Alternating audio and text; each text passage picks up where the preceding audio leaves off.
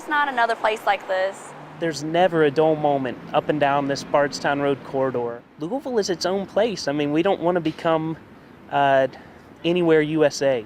Louisville's kind of known literally worldwide for being not only a progressive town, but also a very fun town and a place where you can discover lots of art, lots of culture, lots of music, a variety of ethnicities. I don't want to use the term melting pot because everybody has their own distinct culture and characteristics, and it's nice to keep those close to your heart instead of just letting them all amalgamate together.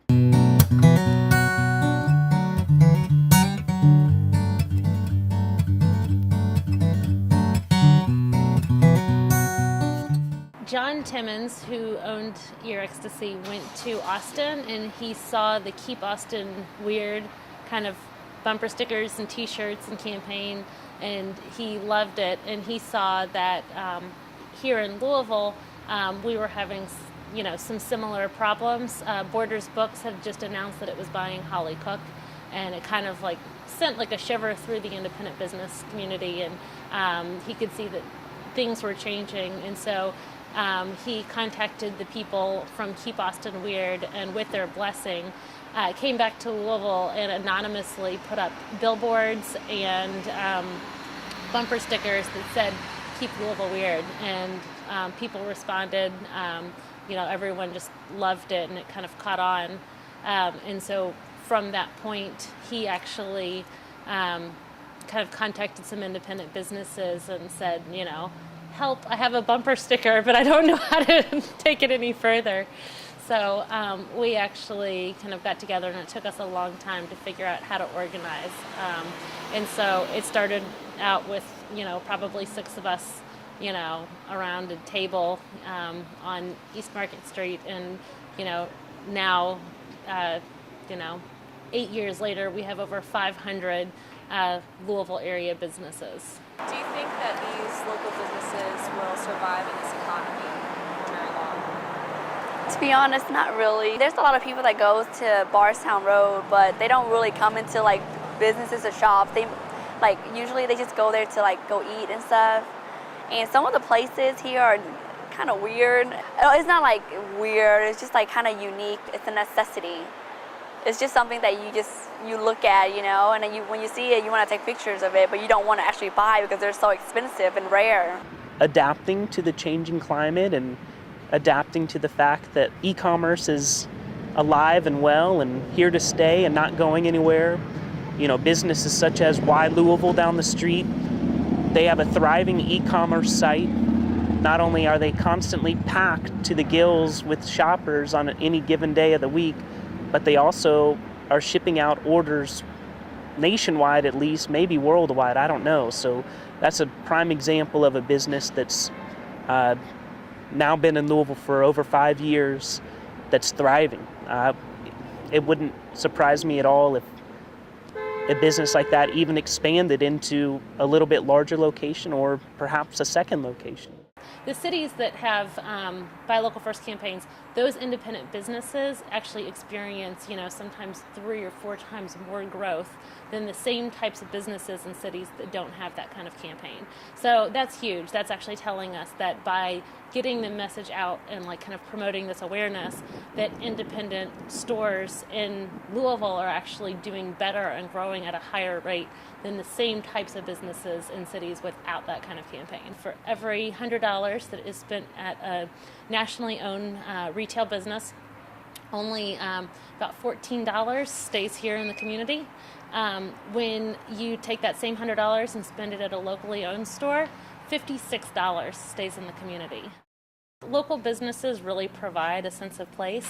It's how you know you're in Louisville and not any other city. When you see a place like Bardstown Road in Louisville, that's very unique.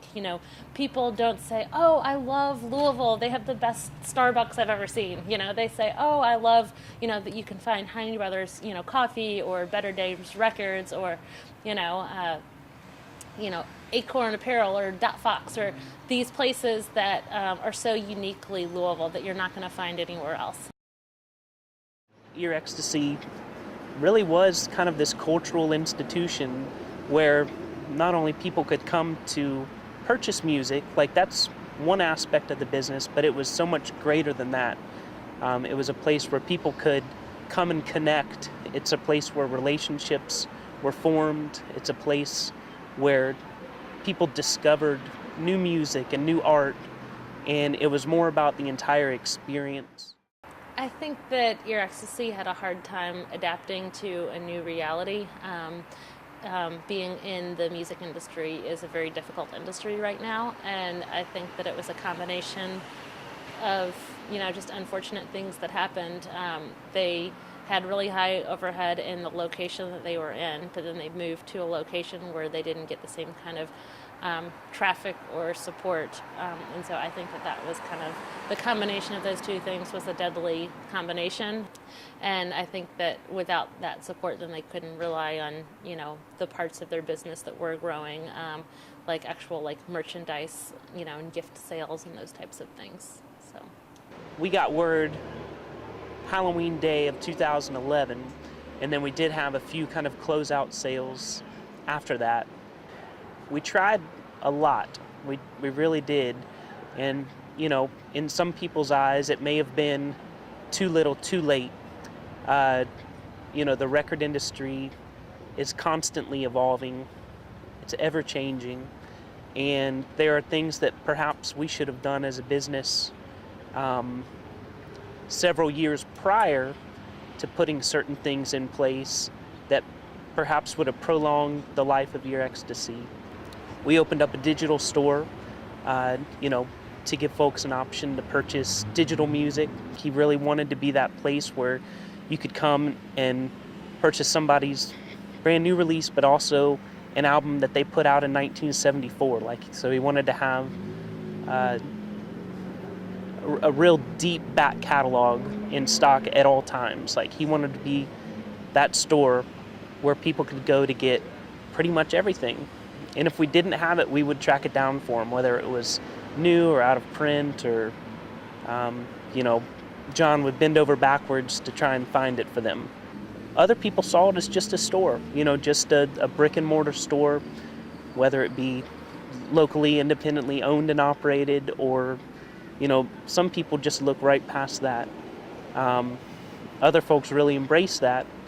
And John, of course, started the Keep Louisville Weird movement. His roots are definitely deep into Louisville's small independent businesses and the efforts to sustain those businesses. I think that local businesses understand the importance of supporting other local businesses. So we just try to create as many kind of local kind of items and supported local businesses as much as we could. And so when you're dealing with a local store, you have those connections and you know what's available. I think that that's a lot different than stores that kind of have kind of a single concept of the way that they do things, and they always order their fixtures from this place, or they just buy their tables from this company. When I think of Bardstown Road and the experiences that I've had growing up here and living here, it's all about the people for me, and the friendships and relationships that have been created by me being in the Highlands and working along Bardstown Road for that long.